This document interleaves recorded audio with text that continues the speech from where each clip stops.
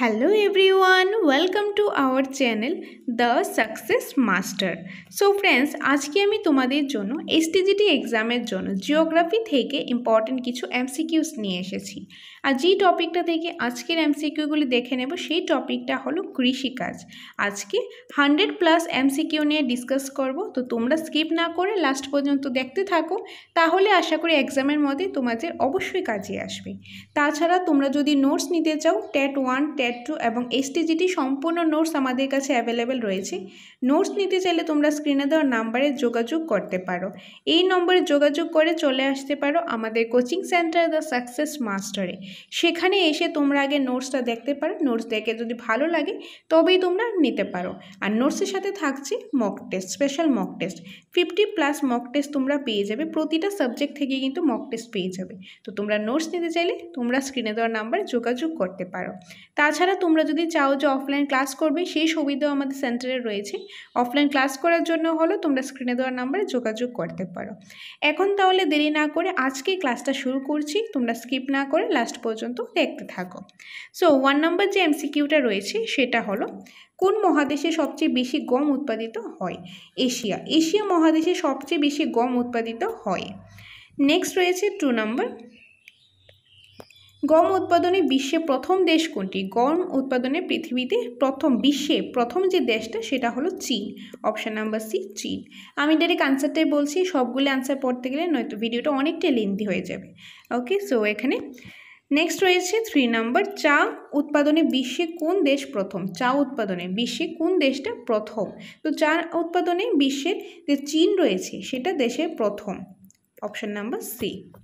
Next 4 নম্বর, চা রপ্তানিতে বিশ্বে কোন দেশ প্রথম? চা রপ্তানিতে সেটা হলো ভারত। ওকে, নেক্সট রয়েছে, চা চাষের প্রাকৃতিক নিয়ামক হলো, চা চাষের যে প্রাকৃতিক যে নিয়মটা রয়েছে সেই নিয়মটা কি? তো এখান থেকে কোনটা কারেক্ট আনসার হবে? বৃষ্টিপাত, তাপমাত্রা, মূলধন। তো এখান থেকে কোনটা সঠিক? তো এখানে হবে 1 and 2, অর্থাৎ অপশান নাম্বার এ, অর্থাৎ বৃষ্টিপাত অ্যান্ড তাপমাত্রা।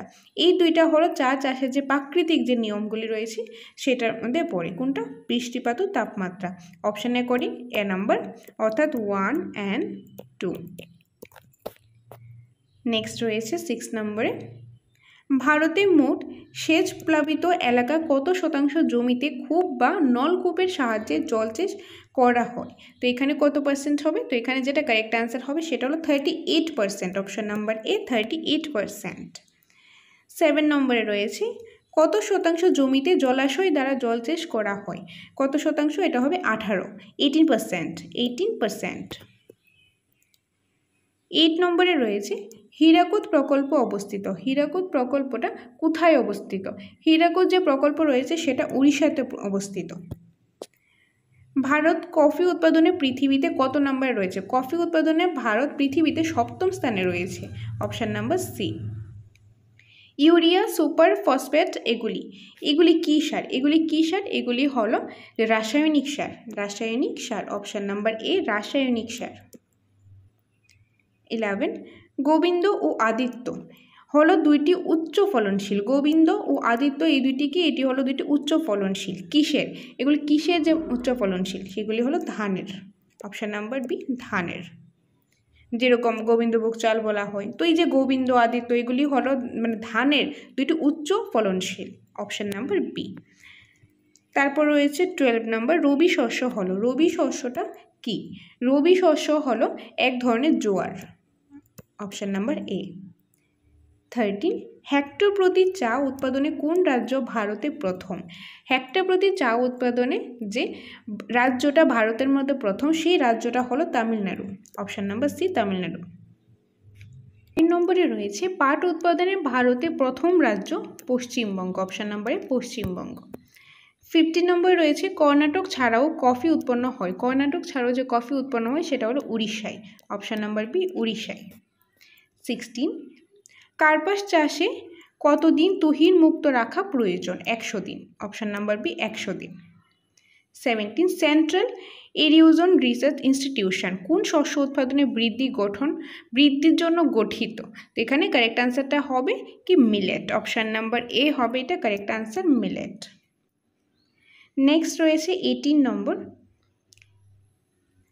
কেরালার কাশরাগার গবেষণা কেন্দ্র গড়ে উঠেছে কিসের জন্য?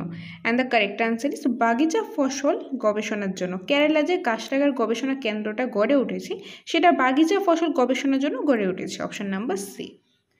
19, পুষা ইনস্টিটিউট কোথায় অবস্থিত? পুষা ইনস্টিটিউট দিল্লিতে অবস্থিত। কোথায়? দিল্লিতে। Option number C. 20, central rice research institute কোথায় অবস্থিত?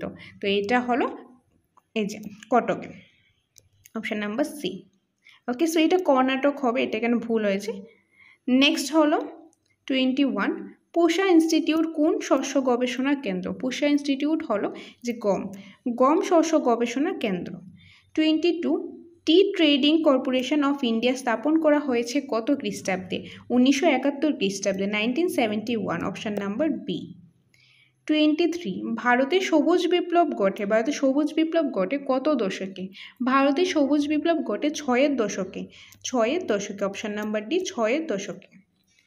24, পৃথিবীর কফি পাত্র কোন দেশকে বলা হয়? কফির পাত্র বলা হয় কোন দেশকে? ব্রাজিলকে। Option number B, Brazil. 25, পৃথিবী চিনির পাত্র হিসেবে পরিচিত কোথায়? Cuba. Option number C, Cuba. 26, পৃথিবীর রুটি ঝুড়ির নামে পরিচিত। পৃথিবী যে রুটির ঝুড়ি নামে পরিচিত যে কোন অঞ্চলটা? তো এটা হবে আমেরিকা, এই যে আমেরিকা পম্পাস অঞ্চল। অপশান নাম্বার বি, আমেরিকা পম্পাস অঞ্চল। 27, সমাজতন্ত্র কৃষি ব্যবস্থা দ্বারা পরিচালিত হয়। সমাজতন্ত্র যে কৃষি ব্যবস্থা দ্বারা পরিচালিত হয় সেটা হলো চীন। অপশান নাম্বার এ, চীন। 28, কৃষি কোন পর্যায়ে কর্মকাণ্ড?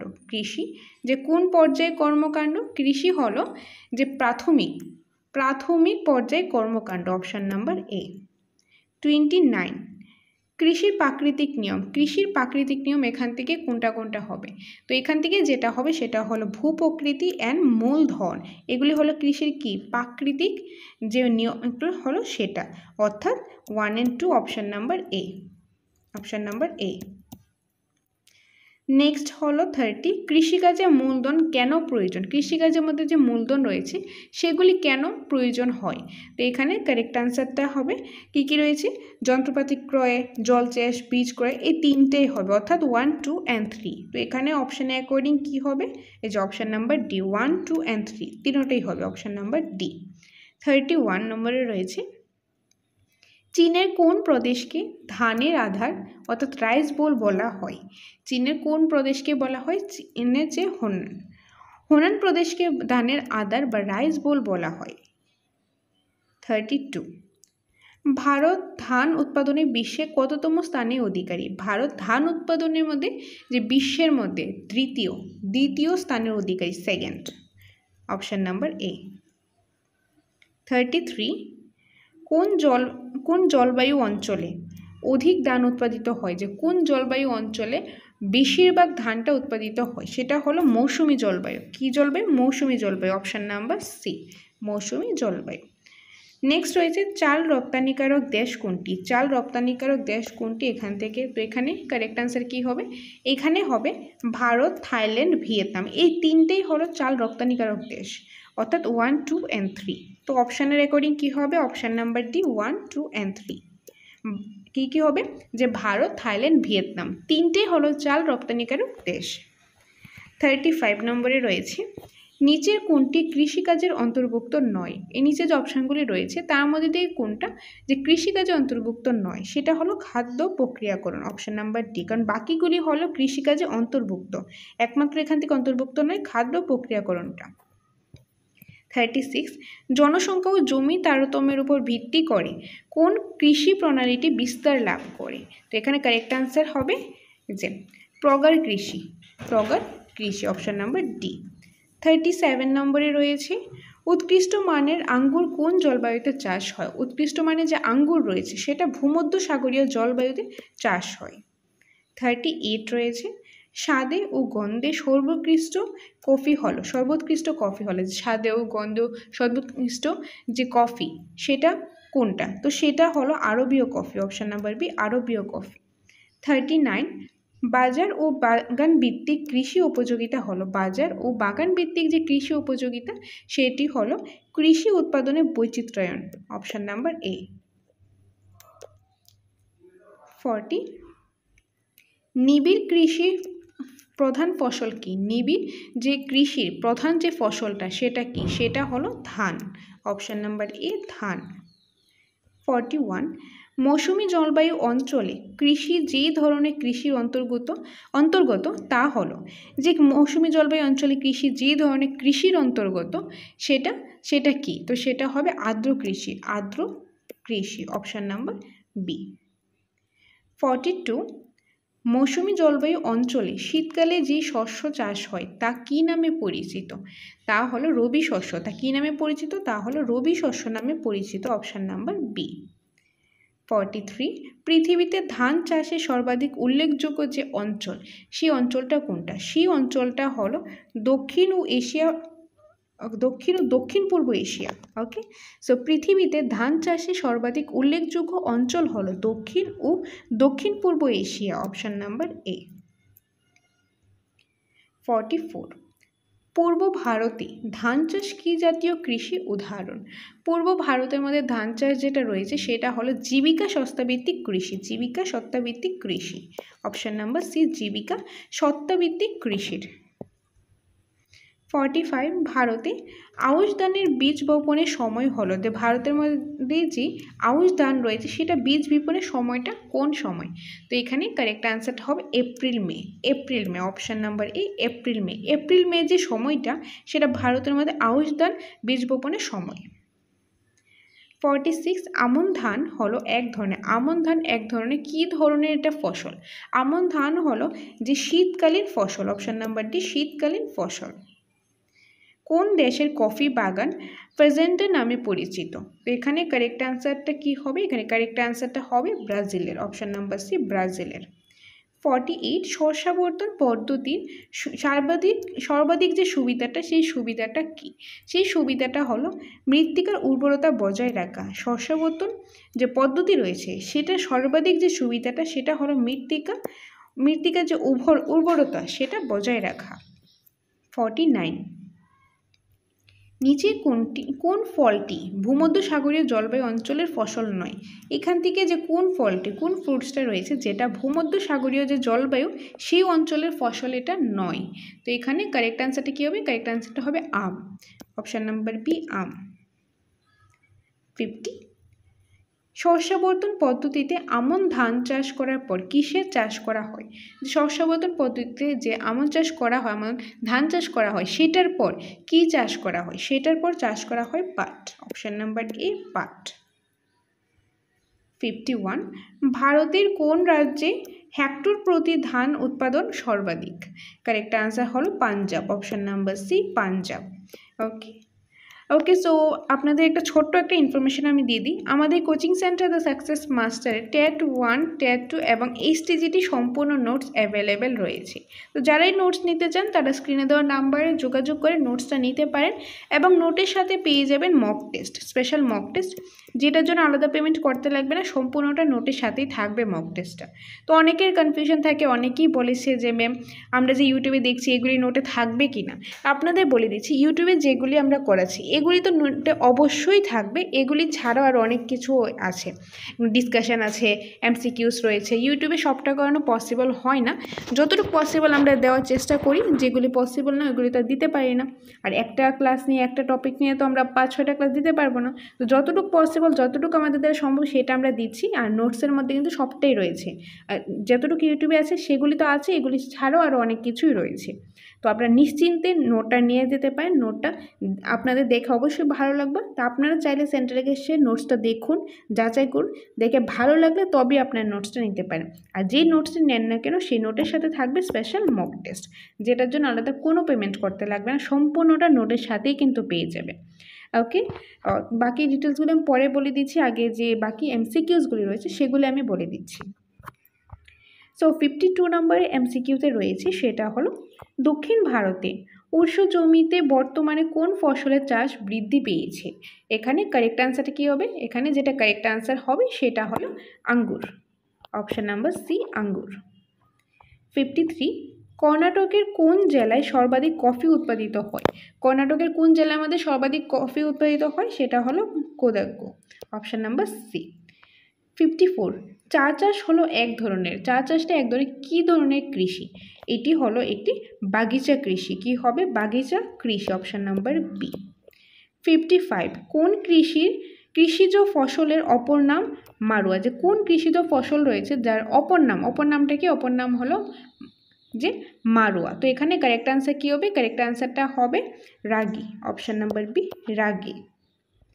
56, তিনটি মাত্র শস্য যে জমিতে চাষ করা হয় তার আদর্শ শস্য সমন্বয় মান কত? 33.3%। Option number A. 57, যে অঞ্চলে কর্ষিত জমির পরিমাণ বৃদ্ধি পায় সেই অঞ্চলে তত বেশি হয়। তো এখানে কারেক্ট আনসারটা কী হবে? এখানে কারেক্ট আনসারটা হবে option number D. Option number D, শস্য বিশেষীকরণ। শস্য বিশেষীকরণ। 58, যে ধরনের কৃষিকাজে মানুষ ও প্রাণীর জন্য খাদ্য উৎপাদন করা হয় সেটা কোন ধরনের কৃষি? সেটা হলো এক ধরনের মিশ্র কৃষি। মিশ্র কৃষি। Option number D. 59, মোট চাষের জমি ও প্রকৃত চাষের জমি অনুপাতকে শতকরা হিসাবে প্রকাশ করাকে কি বলা হয়? শতকরা হিসাবে যে প্রকাশ করাকে সেটাকে কি বলা হয়? সেটাকে বলা হয় শস্য প্রগাঢ়তা। অপশান নাম্বার বি, শস্য প্রগাঢ়তা। 60, একই জমিতে বছরে বিভিন্ন সময় বিভিন্ন শস্যের পর্যায়ক্রমিক চাষকে বলা হয়। যে একই জমিতে, সেম জমিতে যে এক বছরের মধ্যে বিভিন্ন সময় বিভিন্ন ধরনের যে চাষ করা হয় সেটাকে কি বলা হয়? সেটাকে বলা হয় শস্যাবর্তন। Option number A, শস্যাবর্তন।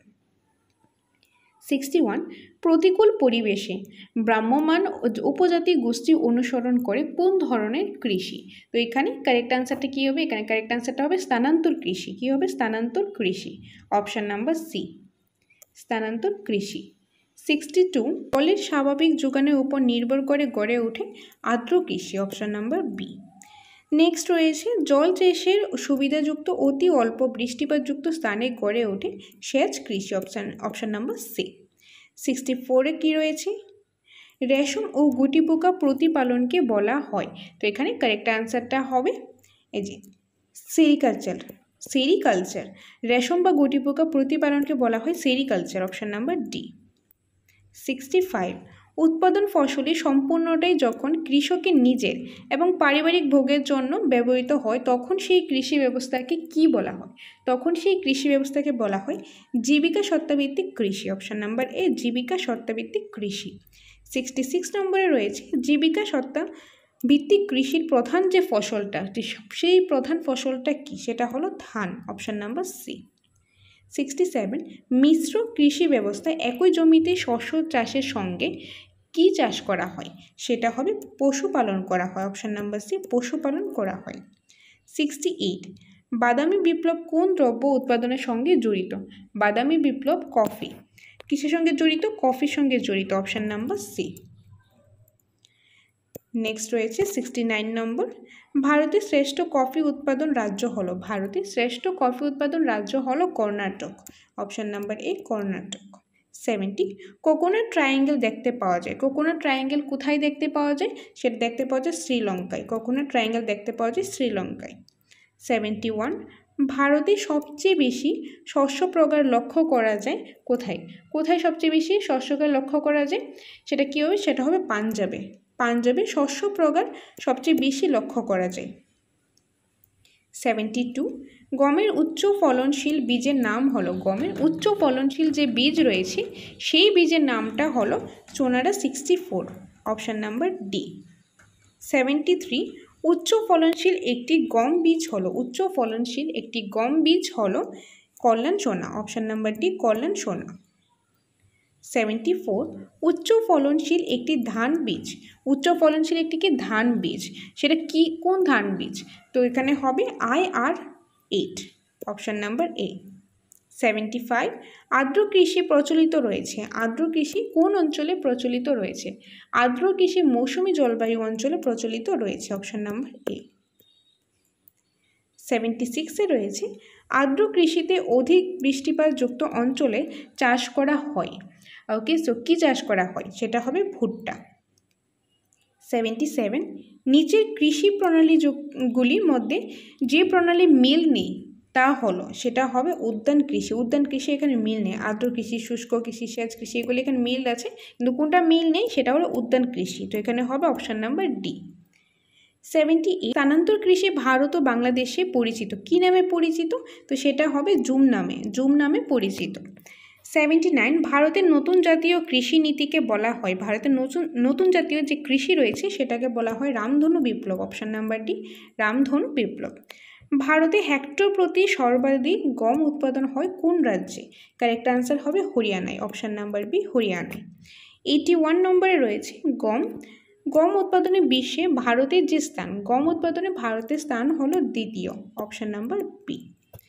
82 ভারতে ধান উৎপাদন প্রধান স্থানাধিকারী রাজ্যটি হলো, কারেক্ট আনসার হবে পাঞ্জাব। এখানে পাঞ্জাব হবে, দিঘিটা হবে না, পাঞ্জাব।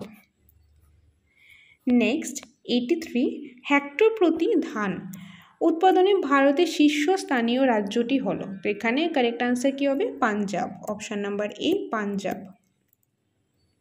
83 ধান উৎপাদনে পৃথিবীতে প্রথম স্থানাধিকারী যে দেশটি সেটি হলো চীন।